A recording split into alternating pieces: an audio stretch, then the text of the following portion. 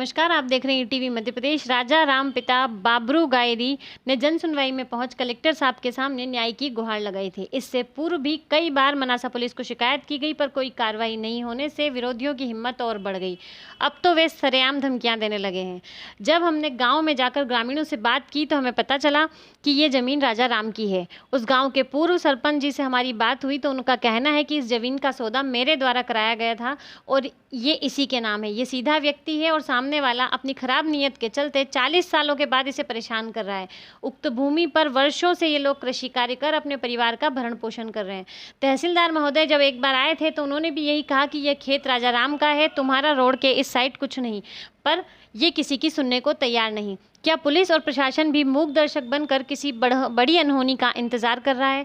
हमारे क्षेत्र में कुछ दिन पूर्व भी एक ऐसे ही जमीनी विवाद के चलते मीना और धनगर परिवार में झगड़ा हुआ और उसके बाद धनगर परिवार के एक व्यक्ति की हत्या हो गई थी, जिस मामले ने क्षेत्र की फिजा को बिगाड़ के रख दिया था। अब देखना यह है कि प्रशासन जल्दी जागकर इस गरीब आदमी की जमीन उसे दिलाता है या उसे ऐसे ही दर दर भटकने पर मजबूर होना पड़ेगा। नमस्कार, आप देख रहे हैं टीवी मध्य प्रदेश। मैं खड़ी हूँ अभी खजूरी के उस खेत में जिसकी मंगलवार को मांगी लाल जी नामक एक व्यक्ति ने शिकायत की थी। उनका कहना है कि मैं 40 साल से इस भूमि पे काबिज हूँ। जिसने रजिस्ट्री कराई वो स्वयं मुद्दाम यहाँ है और उनका कहना है कि ये भूमि इन्हीं की है, लेकिन कुछ दबंग लोग इस पे जबरन कब्जा करने की कोशिश में लगे हैं।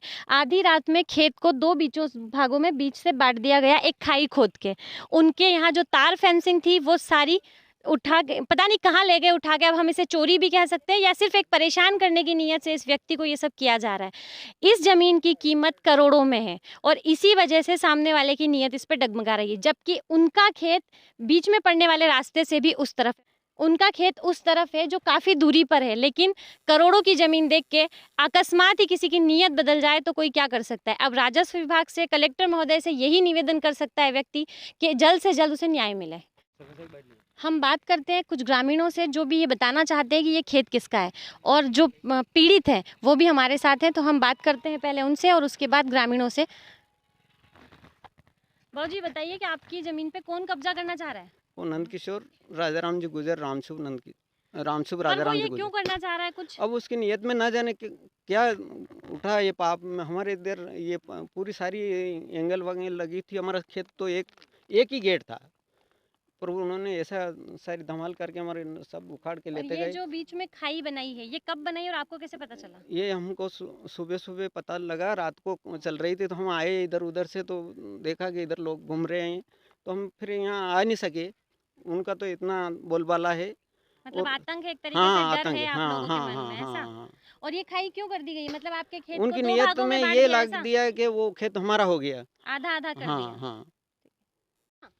ये खेत आप ही ने खरीदा था? ये खेत है कितने साल हो गए लगभग? कहना साल भी क्या। तो ये अब आपके खेत पे आप कब्जा कर रहा है? हाँ, अब कब्जा कर जैसे कि हम गेलाती में आना नहीं गेलाती हम। उस तरफ उनकी है और इस तरफ आपकी जमीन है। रास्ते से उस तरफ उनकी है और इस तरफ जो खेत है इस पे मांगीलाल जी अपना दावा करते हैं कि ये मेरा है, और इनका कहना है कि सामने वाला कोई व्यक्ति है जो इन्हें परेशान कर रहा है लगातार कुछ समय से। इनके खेत में बीच में खाई पाट दी गई और बहुत ही कुछ ऐसी इनको परेशान किया जा रहा है, इनकी फैमिली को धमकियां मिल रही है।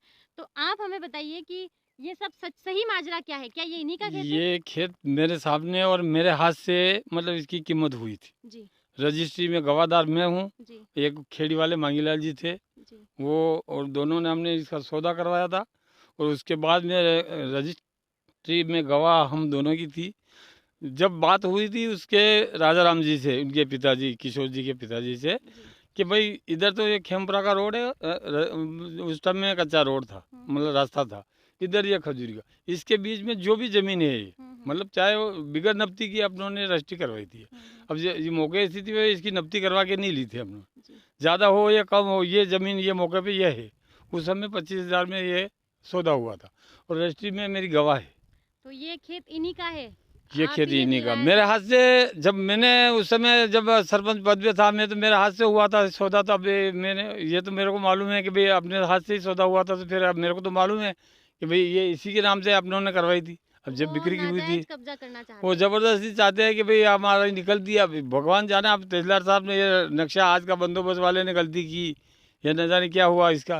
बाकी ज़मीन तो आज तो राजा राम जी की है, मांगीलाल राजा राम जी के नाम रजिस्ट्री। राजा राम जी बाबरू जी के नाम से इन्हीं के भी। नाम पे है। तो आज की तारीख में तो अभी है, तो ज़मीन जो आज की तारीख में तो रजिस्ट्री तो मैंने मेरे हाथ से हुई थी इस समय। अब ये आज की तारीख में कुछ भी कर लेते हो, एक अलग चीज़ है, बाकी आज की तारीख में तो सच तो ये है। आपका नाम सर? मेरा नाम खुमान सिंह है, खेमपुरा रहता हूँ मैं, पास में गाँव है। पूर्व सरपंच है आप। पूर्व सरपंच खजूरी राम में 17 साल। हमने आके खेत का मौका मुआयना देखा और उसके बाद हमें जानकारी मिली कि ये खेत राजा राम जी के ही नाम पे। ये जानकारी हमें इसी ग्राम के पूर्व जो सरपंच रहे उन्होंने दी है कि उनके ही द्वारा इसका सौदा कराया गया था। और इस सौदे में जो बात हुई थी कि दोनों रोड के बीच में जो ज़मीन है वो सामने वाले ने बेची और राजा राम जी के नाम पे रजिस्ट्री हुई है और उन्होंने खरीदी है। लेकिन अब ये जो खाई पाटी गई है, ये ज़बरदस्ती किया गया है। उनकी कह सकते हैं कि नीयत में दोगलापन है और वो चाहते हैं कि इसको मैं आधा आधा करके और इधर का खेत हम रख लें। श्याम सिंह सिसोदिया के साथ पूजा पंचोली की रिपोर्ट।